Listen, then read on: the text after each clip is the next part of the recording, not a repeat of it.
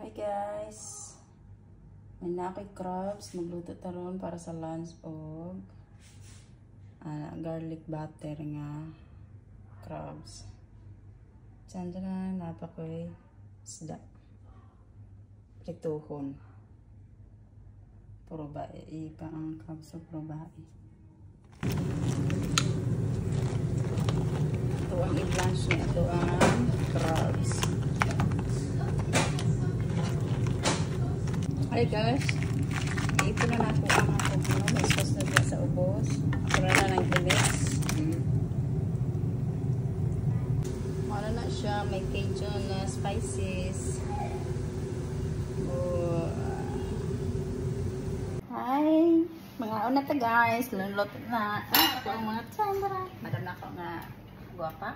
Wow! Mga ano na sila sa among crabs. I said, Sabi na, bye-bye, love you.